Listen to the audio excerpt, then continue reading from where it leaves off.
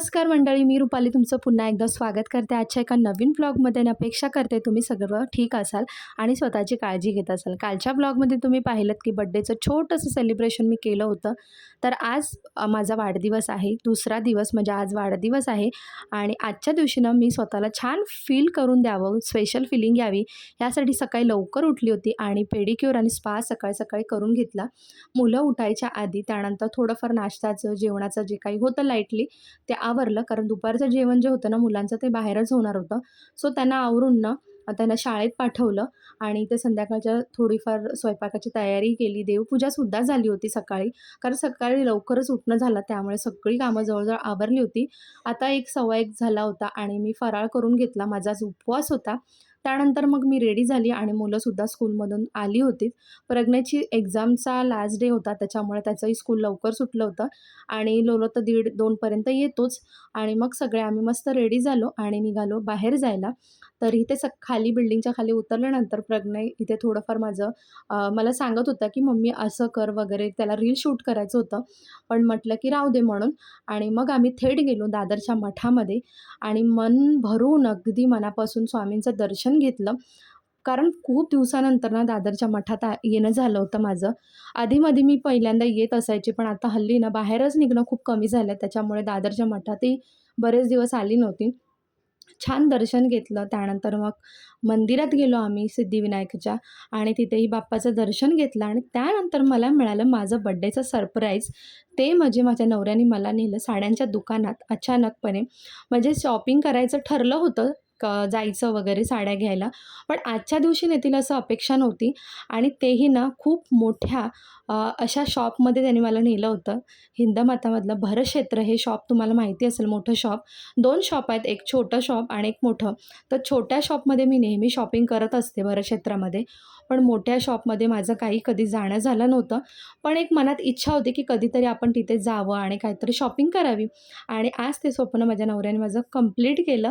त्यांनी मला अचानकपणे ना सरप्राईज देऊन इथे नेलं आणि मी खूप खुश झाली. खूप साड्यांची व्हरायटी बघितली, खूप कन्फ्यूजही झाली आणि त्याच्यामध्ये ना मी एक फायनल साडी मी सिलेक्ट करून घेतली. आणि त्याच्यानंतर मग येताना आम्ही ज्वेलर्सच्या दुकानात गेलो, कारण मला घ्यायच्या होत्या जोडव्या. जसं की तुम्हाला सगळ्यांनाच माहिती आहे, श्रावण महिन्यात ना जोडवी म्हणजे चांदीच्या वस्तू खरेदी करणं ना खूप छान असतं आणि तेही आपल्या नवऱ्याने दिलेली. तर मग खूप कन्फ्यूज झाली मी ॲक्च्युली. त्याच्यामुळे मग मी काही जोडव्या वगैरे घेतल्या नाहीत. म्हटलं नंतर घेऊ. त्यानंतर घरी आली आहे, ह्याने मला थोडी हेल्प केली आणि मस्त असा स्वयंपाक केला. छोलेची भाजी बनवली, त्यानंतर पनीरची भुर्जी आणि मसाले भात. तर सगळा स्वयंपाक वगैरे माझा आवरला आत्ताच आणि उशीर झाला होता खरं तर बाहेरून यायला. तरीसुद्धा पटपट असं आवरलं. ह्याने मला खूप सारी मदत केली, त्याच्यामुळे लवकर स्वयंपाक झाला आणि देवाची पूजा वगैरेसुद्धा झाली माझी.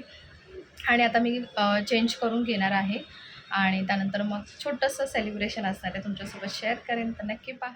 सो फायनली माझा बड्डे केक आला होता आणि हा केक माझ्या दीरांनी आणला होता माझ्यासाठी स्पेशली. आणि बड्डेचं सेलिब्रेशन असं काही ठरलं नव्हतं आजचं आमचं.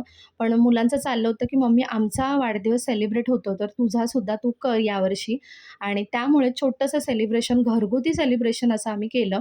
आणि 2 वर्षापूर्वी काहीतरी मी बड्डे एक सेलिब्रेट केला होता खूप वर्षानंतर. तोसुद्धा तुमच्यासोबत मी शेअर केला होता आणि त्यानंतर 2 वर्षामध्ये असं सिम्पलच काही सेलिब्रेशन झालं होतं, फार काही असं नाही.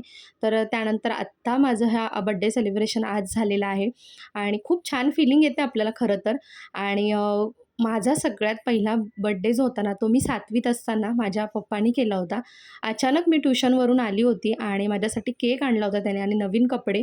आणि मी खूप खुश झाली होती, कारण यापूर्वी आमचा कधीही बड्डे झाला नव्हता. आम्ही आजूबाजूच्या मुलांचे बड्डे बघायचो. आम्हाला असं वाटायचं की आम्हीसुद्धा केक कट करावा, आम्हालासुद्धा छान फिलिंग यावी. पण आपल्याकडे म्हणजे आमच्या घरी अशी काही पद्धतच नव्हती बड्डे सेलिब्रेशनची. बड्डे म्हणजे आमच्यासाठी गोडाचा शिरा घरी बनवणे आणि देवाला नैवेद्य दाखवणे आणि त्यानंतर आम्ही खाणे, हाच आमचा बड्डे सेलिब्रेशनचा कार्यक्रम असायचा दरवर्षी. आणि किंवा देवळात वगैरे जाणं. त्यामुळे ना हे माझ्यासाठी सगळं नवीनच होतं. पण असो, छान आहे, सगळं छान वाटतं. बड्डे छोटा असो किंवा मोठा असो, त्यातून आपल्याला आनंद मिळाला म्हणजे झालं आणि आपल्याबरोबर इतरांनाही आनंद मिळाला म्हणजे झालं, इतकीच माझी व्याख्या असते सेलिब्रेशनची. मला फार आवडतं सगळ्या छोट्या-छोट्या गोष्टी ना खूप मोठ्या-मोठ्या पद्धतीने सेलिब्रेट करणं किंवा जेवढं शक्य होईल तेवढं आनंदाने, उत्सवाने साजरं करणं. हा माझा तुम्ही एक प्रकारचा छंद बोलू शकता. आजपर्यंत तुम्ही माझे इतके व्लॉग पाहिले असाल, प्रत्येक गोष्ट ना मी छान करण्याचा नेहमी प्रयत्न करत असते. कारण मला आवडतं, माझा स्वभाव आहे आणि इकडे माझे चालले होते फोटोशूट करणं. असा केक पकड, तसा पकड आणि मला खूप हसूसुद्धा येत होतं आणि खूप सारे फोटो काढले, पण त्यातले काहीच फोटो व्यवस्थित आले नाहीत. 1-2च फोटो फक्त चांगले आले. बाकी फोटो काही व्यवस्थित आले नाहीत, कारण मुलं मला हसवत होती, त्यामुळे ते काही व्यवस्थित आले नाहीत.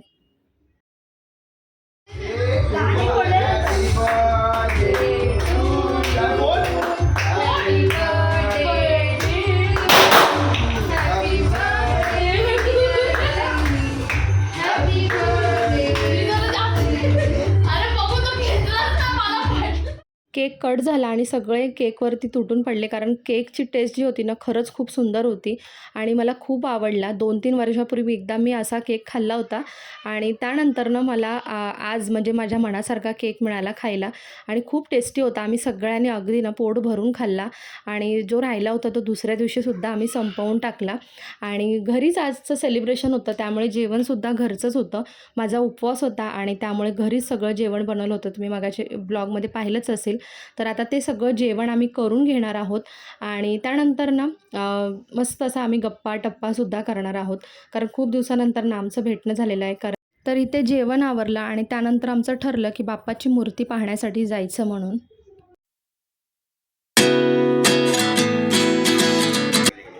कुठे गणपती बाप्पा? इथे आहे. गणपती बाप्पा आता लवकरच येणार आहे, त्यामुळे ना मूर्ती ठरवायची होती आणि श्रावण महिना लागला की मग आम्ही मूर्ती ठरवायला जातो आणि मुलांचं इथे ना खूप वेगवेगळ्या प्रकारच्या मूर्त्या दाखवणं चाललेलं. कोणाला बालगणेश आवडत होता, कोणाला मोठा गणेशा. पण आमची 2 फुटाचीच मूर्ती असते, त्यामुळे त्या साईजमध्येच आम्ही मूर्ती जी आहे ती बघत होतो आणि लोलोला तर एक मोठी 3 फुटाची मूर्ती खूप आवडली आणि तो सारखं मला ना त्याच्या तिकडेच बोट दाखवत होता.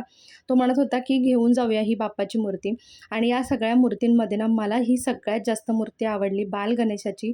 खूप छान होती. मला सांगा तुम्हाला कशी वाटली? तर चला आजचा व्लॉग जो आहे तो मी इथेच एंड करते. आय होप तुम्हाला आवडला असेल. पुन्हा भेटू एक छानशा व्हिडिओसोबत.